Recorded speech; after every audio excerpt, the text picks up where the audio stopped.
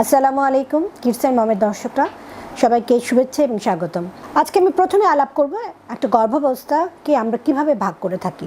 Pregnancy হলো এমন একটা সময়, একটা যাত্রা, একটা অজানা পথের যাত্রা, যেখানে একটা 9 মাসের একটা দীর্ঘ সময়, নানা রকম শঙ্কা, আনন্দ, নানা কিছু কাজ করে সেখানে, এবং সেই সব কিছুই কেন্দ্রবিন্দু হচ্ছে একটা সন্তান, একটা সুস্থ সন্তান। তো প্রেগনেন্সি পুরোটাকেই আমরা কিন্তু 3টে ভাগে ভাগ করতে পারি: ফার্স্ট ট্রাইমাস্টার, সেকেন্ড ট্রাইমাস্টার এবং থার্ড ট্রাইমাস্টার। ফার্স্ট ট্রাইমাস্টার বলতে আমরা সেই সময়টাকে বলি যে সময়টা প্রথম প্রেগনেন্সি একদম প্রথম সপ্তাহ থেকে শুরু করে 13 সপ্তাহের যে সময়টা, সেটাকে বলা হয়ে থাকে ফার্স্ট ট্রাইমাস্টার। তো এই ফার্স্ট ট্রাইমাস্টারে কিন্তু অনেক রকম পরিবর্তন হয়ে থাকে একটা মার শরীরে। সেটাকেও যদি আমরা আরও ছোটো ভাগে ভাগ করে থাকি, তাহলে প্রত্যেকটা সপ্তাহ অনুযায়ী কিন্তু আমি আপনাদেরকে আজকে প্রেগনেন্সির বিষয়ে আলাপটা করতে চাচ্ছি। চলুন প্রথমে যাই প্রথম সপ্তাহ। প্রথম সপ্তাহ বলতে বোঝাচ্ছি, প্রথম সপ্তাহ বলতে তো আসলে সেই সময় তখনও পর্যন্ত প্রেগনেন্সির যেই সূত্রপাত সেটা হয়ে থাকে না। একদম প্রথম সপ্তাহে যেটা হয়ে থাকে, একটা মা যে নিজেকে চাচ্ছে যে আমি প্রেগনেন্সি নিব, তার সেই সময়কে সেই ধরনের প্রিপারেশনের পর থেকে কিন্তু সেই প্রথম সপ্তাহটা শুরু। সাধারণত প্রথম সপ্তাহের হিসাবটা আমরা এভাবেই করে থাকি, সে যদি নিয়মিত ঋতুচক্রের মহিলা হয়ে থাকেন তাহলে লাস্ট পিরিয়ড যেই ডেটটা সেটা থেকে হিসাব করে প্রথম সপ্তাহের হিসাবটা হয়ে থাকে, এবং সাধারণত শেষ পিরিয়ডের প্রথম দিন থেকে হিসাব করে কিন্তু আমরা তার এক্সপেক্টেড ডেট অফ ডেলিভারি বা ডেলিভারির ডেটটা আমরা নির্ধারণ করে থাকি। তো ফার্স্ট সপ্তাহের ক্ষেত্রে কিন্তু আসলে কোনো রকম প্রেগনেন্সির কোনো কিছু না, জাস্ট খালি শরীরের পরিবর্তন হয়ে থাকে একটা গর্ভকে ধারণ করা সেই সময়টাতে। তো ফার্স্ট যাদের নিয়মিত ঋতুচক্র তাদের জন্য কিন্তু এটা হিসাব করাটা সহজ হয়ে থাকে, কিন্তু যাদের অনিয়মিত ঋতুচক্র তাদের ক্ষেত্রে কিন্তু আমরা সাধারণত জিজ্ঞেস করে থাকি যে তার লাস্ট 3টা মাসের মাসিক চক্রটা নিয়মিত ছিল কিনা। কারণ যাদের নিয়মিত থাকে তাদের জন্য প্রেগনেন্সির এক্স্যাক্ট টাইমিংটা নির্ণয় করাটা অনেক সহজ হয়ে থাকে। তো সাধারণত আমরা সেই লাস্ট পিরিয়ডের প্রথম ডেট থেকে হিসাব করে আমরা এক্সপেক্টেড ডেটে হিসাব করে থাকি। তবে ফার্স্ট ট্রাইমাস্টারে ফার্স্ট উইকে যে সমস্যাটা বা যেই সিমটমগুলো সাধারণত মাদের থেকে থাকে, সেটা হচ্ছে গিয়ে সে নিজেকে তৈরি করছে একটা প্রেগনেন্সির জন্য। এই সময় একটু মুড সুইং বা একটু মেন্টাল চেঞ্জ হতে পারে, অনেকে একটু ভয় পেয়ে থাকেন, আবার অনেকে একটু মানে খিটখিটে মেজাজে অনেকে হয়ে থাকে, কারণ কিছুটা হরমোনের পরিবর্তন কিন্তু শুরু হয়ে থাকে। তবে এই সময় তখনও কিন্তু সে প্রেগনেন্সি এটা নির্ণয় হয়নি। এছাড়াও এই সময় যেটা হয়ে থাকে যে অনেক সময় অনেকের বারবার পেশাবের একটা বেগ পেয়ে থাকে, এক্সেসিভ ইউরিনেশন হয়ে থাকে, অনেকের একটু দুর্বলতা ফিল করেন, একটু অবসাদগ্রস্ত, একটু দুর্বলতা, অনেকের আবার একটু খাবারের প্রতি অরুচি। আসলে সবসময় যে প্রেগনেন্সির জন্যই সেই অরুচিটা হয় তা না, যাদের আগে থেকে গ্যাস্ট্রিক আলসারের প্রবলেম বা যাদের আগে থেকে খুব টেনশনের সমস্যা, তাদের কিন্তু এমনিতেই এই ধরনের গ্যাস্ট্রিকের প্রবলেম বা খাবারের প্রতি অরুচি এটা হয়ে থাকে। এছাড়া অনেকে আবার এই সময় কমপ্লেন করে তারা সকালে ঘুম থেকে উঠতে গেলে খারাপ লাগে, একটু মাথা ঘুরছে, মাথা চক্কর দিচ্ছে, এ ধরনের কমপ্লেন করে থাকেন। তো এই সময়টা আসলে কিন্তু প্রেগনেন্সি যে হয়েছে সেটা বলা যাচ্ছে না। এই সময় একটা মা নিজেকে প্রেগনেন্সি হবে এই একটা এক্সপেকটেশন সে করতে পারে, কারণ সে ট্রাই করছে প্রেগনেন্সির জন্য। তো এই সময় আমরা তাদের জন্য কিছু টিপস দিতে চাই যে আপনি যখন এই সময়টার মধ্য দিয়ে যাবেন, আপনাকে কিছুটা করণীয় রয়েছে। শুধু আপনার না, আপনার পরিবারের প্রত্যেকটা সদস্যেরই উচিত আপনাকে সেই সময় সাহায্য করা, বিশেষ করে স্বামীর উচিত। কারণ একটা সন্তান নেওয়ার পূর্ব প্রস্তুতির পরে যখন সে এক্সপেক্ট করছে যে আমি এবার হয়তো বা প্রেগনেন্সি হতে পারে বা প্রেগনেন্সি আমার সম্ভাবনা রয়েছে, সে সময় অবশ্যই ওয়াইফকে মেন্টাল সাপোর্ট দেওয়া উচিত, তাকে এনকারেজ করা উচিত, তাকে সবসময় তার খাওয়া দাওয়ার দিকে লক্ষ্য রাখা উচিত। এই সময় আমরা কিছুটা খাবারের ব্যাপারে একটু টিপস আপনাদের আমি দিতে চাচ্ছি। ডায়েটের ব্যাপারে এই সময় কিন্তু অবশ্যই আপনাদেরকে সংবেদনশীল হতে হবে। বাইরের খাবার, জাঙ্ক ফুড যেটাকে বলে, ফাস্ট ফুড, এগুলো আপনারা এড়িয়ে চলবেন বা অ্যাভয়েড করবেন।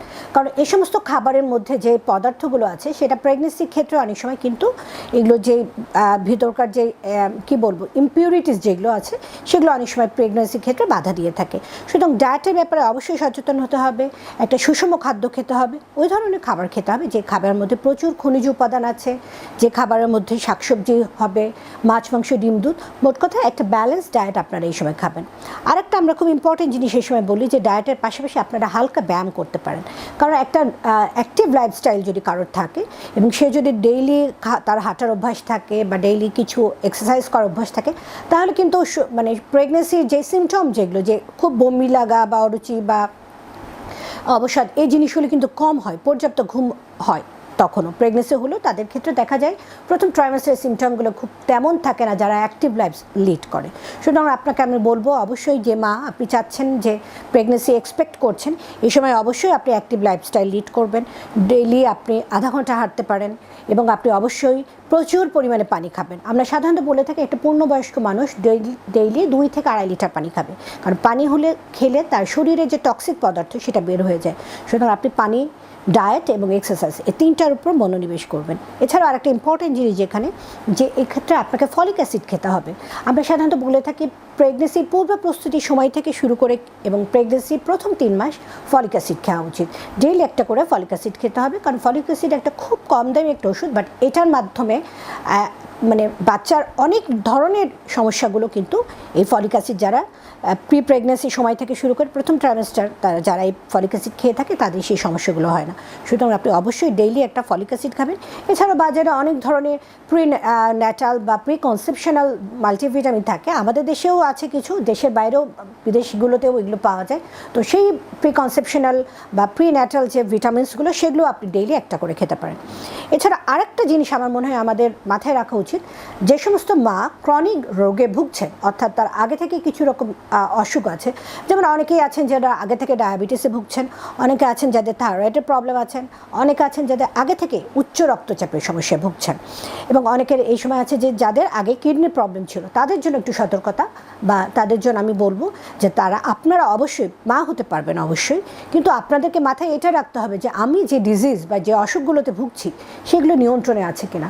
কারণ ডায়াবেটিস এমন একটা প্রবলেম যেটা কিন্তু নিয়ন্ত্রণে থাকলে প্রেগনেন্সিতে কোনো সমস্যা করে না, বাচ্চার উপর কোনো ইফেক্ট করে না। কিন্তু আপনার অনিয়ন্ত্রিত ডায়াবেটিস যদি থেকে থাকে সেক্ষেত্রে কিন্তু সেই অনিয়ন্ত্রিত ডায়াবেটিসের প্রভাব পড়বে আপনার অনাগত সন্তানের উপর। বাচ্চা অনেক সময় জন্মগত ত্রুটি নিয়েও কিন্তু জন্মগ্রহণ করে। এছাড়া যে সমস্ত মাদের উচ্চ রক্তচাপে ভুগছেন তাদের ক্ষেত্রেও রক্তচাপকে নিয়ন্ত্রণ করতে হবে, কারণ যারা আগে থেকে উচ্চ রক্তচাপে আছেন প্রেগনেন্সিতে অনেক সময় সেটা প্রি এক্লাম্পসিয়াতে কনভার্ট করে যায়। সুতরাং অবশ্যই আপনাকে রক্তচাপ নিয়ন্ত্রণ করতে হবে এবং এ ধরনের প্রেশারের ওষুধ খেতে হবে যেগুলো প্রেগনেন্সিতে সেফ।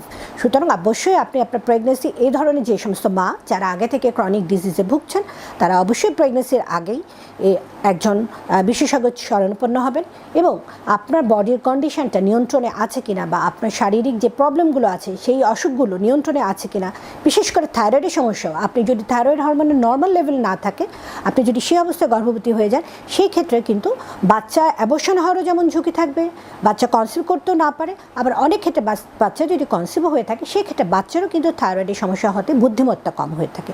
সুতরাং তাদের জন্য সাবধানতা, যে সমস্ত মারা আগে থেকে কোনো রোগে ভুগছেন তাদেরকে আমরা বলবো অবশ্যই হাই রিস্ক মাদার, এবং তারা অবশ্যই একজন হাই রিস্ক প্রেগনেন্সি স্পেশালিস্টের শরণাপন্ন হবেন প্রেগনেন্সির পূর্বেই, এবং অবশ্যই আপনারা প্ল্যান্ড প্রেগনেন্সি নেবেন। তাহলে এই রোগগুলোর জন্য প্রেগনেন্সির উপর যে ধরনের ইফেক্ট হওয়ার কথা সে ধরনের কোনো ইফেক্ট হবে না। তো এই হলো আমাদের মাদের জন্য প্রথম যে সপ্তাহ, সেই সপ্তাহে মাদের জন্য এটাই আমাদের টিপস যে আপনি আপনাদের ডায়েট, এক্সারসাইজ এবং তার খাবারের মানে চলাচলের মাধ্যমে সব কিছুর মাধ্যমে এবং সর্বোপরি ফ্যামিলির সাপোর্টে যদি আপনি ঠিকমতো থাকেন তাহলে আশা করা যায় আপনার প্রথম সপ্তাহ যেটা সেই সপ্তাহটা ভালো যাবে। ধন্যবাদ।